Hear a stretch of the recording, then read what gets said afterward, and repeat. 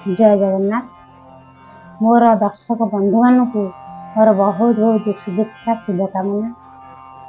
आज आम मैंने आम जीवन परम सत्य चरम सत्य विषय आलोचना करवा, जहाँ को जानिले आम जीवन दुख कष्ट जंत्रणा अवसाद सब दूर हो आम से परमात्मा निकटतर हो पार। ये परम चरम सत्य कौन हूँ मृत्यु। यदि आम प्रत्येक मुहूर्त आम मृत्यु को चिंता करवा, ताहले आम जीवन गतिपथ एक सुगम सरल हो पार। तेणु जी मृत्यु अहर मृत्यु चिंता करे तार से केबे खराब चिंता करे नहीं कि खराब कर्म करने ता मन बले नहीं, सत्मार्ग चलिए सब बड़े प्रयास जारी रखे। तेणु आमर शास्त्र पुराण गीता भागवत एवं संत महापुरुष माने कहते अहरह यदि मनुष्य तार मृत्यु को चिंता करे ना, ताहले केबे हेले से खराब कर्म करने मन बलैबनी। ये विषय मुझे संत एकनाथ विषय आलोचना करने जाऊँगी। थरे जड़े व्यक्ति संत एकनाथ आसी पचारे, महाराज आपण किपर प्रशांत रही पार्छंती, आपण कहा सहित कली कजिया नहीं, सब बड़े हरस चित्तरे चलुंट। सांगे सांगे संत एकनाथ व्यक्ति जन को कहले, ते मो चिंता करनी, तुम निज चिंता कर। व्यक्ति जन कहले मो चिंता कौन ना, तुम चिंता है मु जापर तुमको देखी मु जापर तमे आज सप्तम दिन में मृत्युवरण कर। एक शुणी व्यक्ति जनक मन दुखरे चिंताग्रस्त हो घर को फेरी आसला। तारा कौन सी खराब कर्म रे मन लगलानी कि पर चर्चा कलानी, पर निंदा कलानी कि लोभ मोह इत्यादि ठारू से निजक दूरे रखी अहर भगत स्मरण कला एवं कीर्तन कला एवं जीव मानकर कल्याण पाई मनोनिवेश कला। यहीपर तार समय अतिबाहित होगा। जो दिन सप्तम दिन है से दिन संत एकनाथ तांको घर को गले एवं से व्यक्ति जन को देखा करी कहले, आपण किपरि अछंती। व्यक्ति जन कहले, महाराज मुझे सप्ताह केवल परमार्थ चिंता एवं जीवर कल्याण पाई जगतर कल्याण पाई यत्किंचित कर्म करिछि। संत एकनाथ व्यक्ति जन कहले, मते जो तुम से दिन पचारुल मु कहीं सब बड़े प्रशांत चित्तर अच्छी, ये तार उत्तर तुम्हें पाई पार तो मु तमर से प्रश्न उत्तर देवाई यहीटा एक अभिनय करी।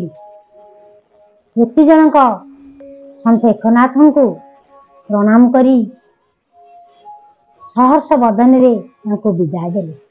तेणु बंधुगण आम प्रत्येक जदि चिंता करवा जे आम आमर मृत्यु आड़ को निकटतर होउछे, ताहले आम से व्यक्ति जनक परी केबे पर चर्चा पर निंदा कि अहंकार गर्व कि धन संग्रह रे निजको निवेश न करी परमात्मा मार्गे निजको नियोजित करि परिबा, धर्म मार्गे निजको परिचालित करि परिबा।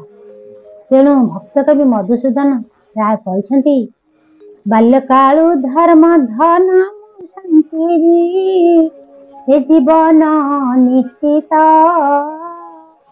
हे जाने कहार जी मृत्यु काल होई जीव उपस्थित।